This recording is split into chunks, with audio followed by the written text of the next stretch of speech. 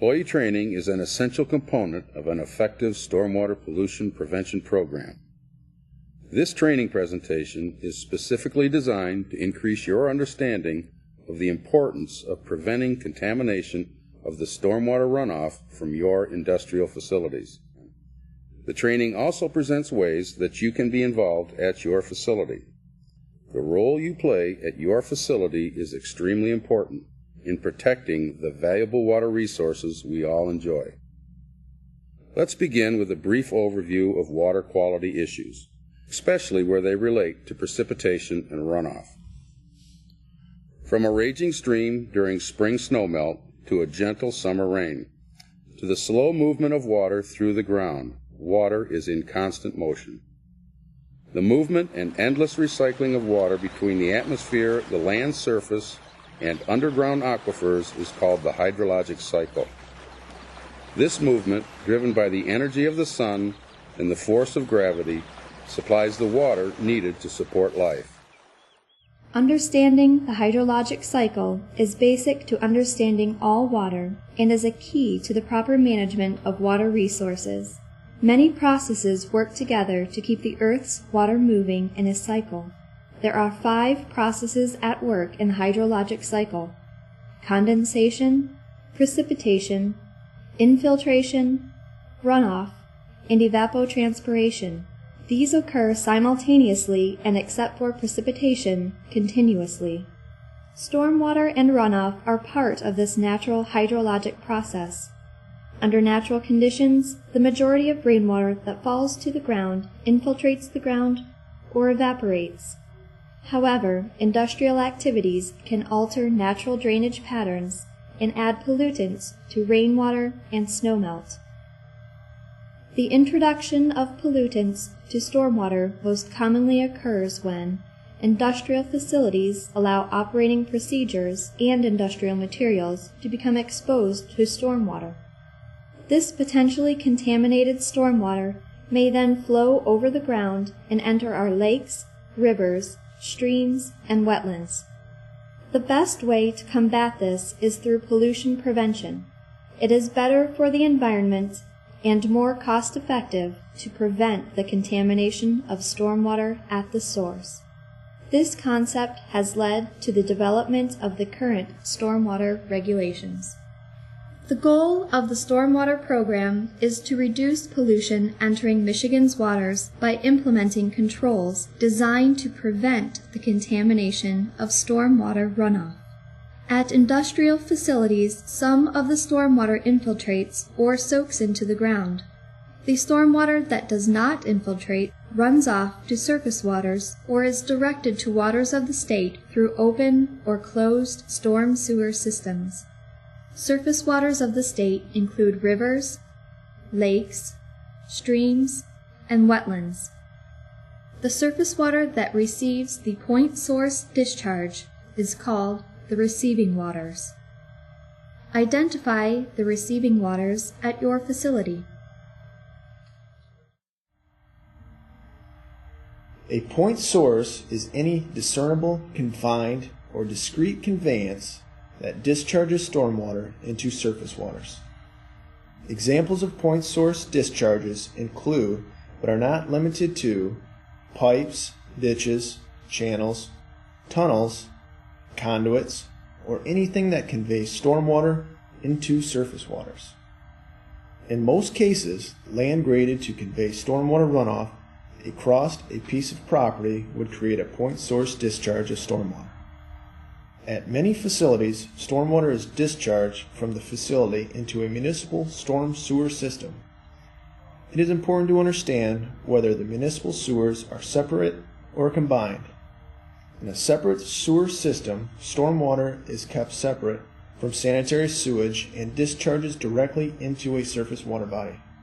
The sanitary sewage, which also may contain industrial wastewater, is directed to the local wastewater treatment plant where it is treated and then discharged. Permit coverage is needed when stormwater is discharged to a separate storm sewer system. In a combined sewer system, stormwater is combined with sanitary sewage and is directed to the local wastewater treatment plant. If all stormwater from the facility is discharged to the combined sewer system, stormwater permit coverage is not needed. However, after large storm events or during heavy snow melts, the volume of water entering the combined sewer system can be too much for the wastewater treatment plant to effectively treat. The stormwater runoff will be retained long enough to settle out the solids and to be disinfected. The nutrients and chemicals that are dissolved in the stormwater runoff and the smaller sediment particles that are suspended in the stormwater runoff will not be removed. Therefore, the stormwater runoff needs to be appropriately managed at the facility to reduce the impact on the surface waters. A person was selected by your management to be trained and certified by the DEQ to oversee the stormwater controls at the facility. This individual is known as the Certified Stormwater Operator. The Certified Stormwater Operator has a supervision over the facility's stormwater control measures included in the Stormwater Pollution Prevention Plan. The Stormwater Pollution Prevention Plan, or Stormwater Plan, is a written plan intended to maximize the control of significant materials and to reduce the exposure of significant materials to stormwater runoff. The Stormwater Plan is designed to address the issues unique at your facility. The first step in developing a stormwater plan at your facility was source identification. A site map or sketch was prepared to adequately assess the facility. Once the site map was completed, the written portion of the stormwater plan needed to be developed. Take some time to look at the site map for your facility.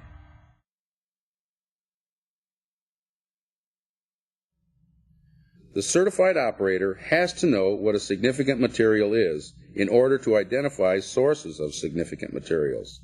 A significant material is any material that can degrade or impair water quality. Examples include, but are not limited to, soil, salt piles, raw materials, fuels and lubricants, solvents and detergents, wood and metal chips, plastic pellets, fertilizers and pesticides, food products, waste products, foundry sand, ash and slag, polluting materials, wastewater, and building materials. Identify the significant materials at your facility. Which significant materials are exposed to stormwater? While developing the stormwater plan, all sources of potential stormwater contamination were identified. The outside and inside of the facility was evaluated to determine the materials and practices that could be sources of contamination to stormwater runoff. Often, significant materials get tracked outside and are exposed to stormwater runoff by vehicles or employees. At your facility, the sources of potential stormwater contamination were identified. To address these potential pollutant sources, preventative measures and source controls were developed and implemented. Non-structural controls are practices that are relatively simple, fairly inexpensive, and applicable to a wide variety of industrial activities. These are activities undertaken by employees at your facility. There are 8 non-structural controls required in the stormwater plan to prevent significant materials from coming into contact with stormwater runoff.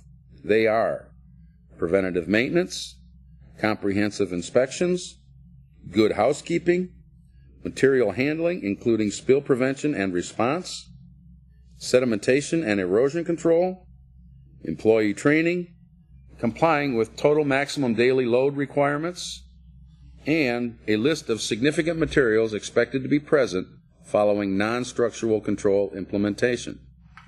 Now let's discuss in further detail the non-structural control measures that you will be involved with at your facility. Preventative maintenance, good housekeeping, and material handling, including spill prevention and response. Preventative maintenance involves the regular inspection, testing, and cleaning of facility equipment and operational systems. These inspections will help identify and prevent conditions that could lead to breakdowns. This requirement may be incorporated into other preventative maintenance programs already being implemented at your facility. Preventative maintenance procedures include the identification of the equipment to be inspected, the tasks involved, and the frequency at which the tasks take place. Discuss the preventative maintenance program at your facility. Routine inspections are an integral component of the preventative maintenance program and are the responsibility of the certified operator. At most facilities, it is recommended that they be performed and documented at least once every 2 weeks. Routine inspections focus on areas that have a greater potential to contaminate stormwater. Routine inspections include housekeeping activity areas, preventative maintenance items, material handling areas, fueling areas, and other areas of concern at your facility. Good housekeeping practices are designed to maintain a clean and orderly work environment. The first step in preventing pollutants from contaminating stormwater runoff is to use good housekeeping practices at your facility.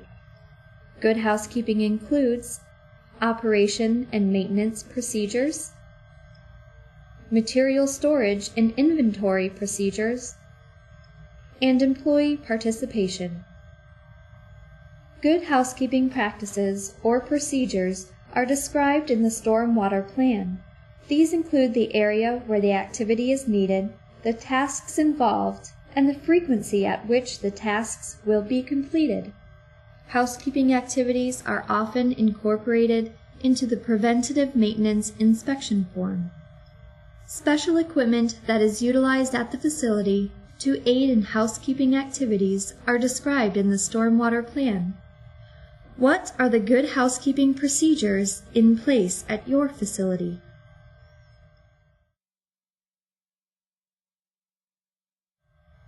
Proper material handling and storage procedures can minimize the potential for the accidental release of materials that can cause contamination of stormwater runoff. These procedures address both inside and outside material handling activities. Materials spilled inside are frequently tracked outside by vehicles and foot traffic.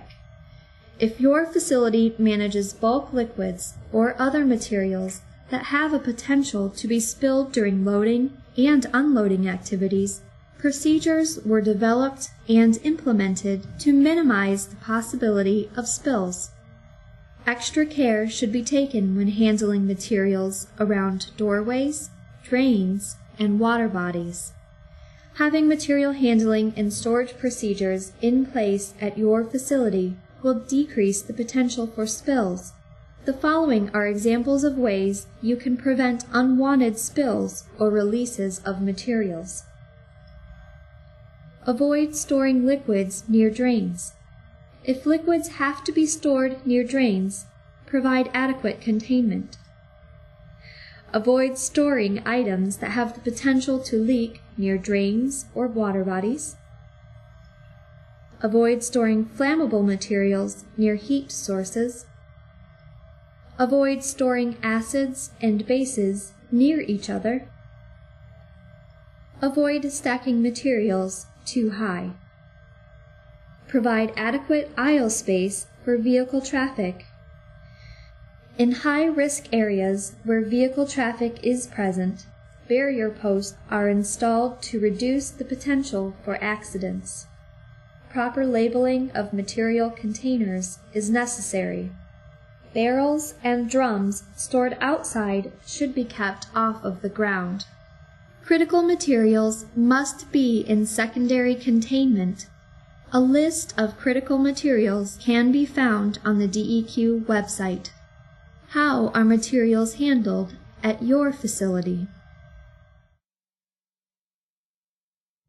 Good material handling and storage procedures will reduce the potential for a spill.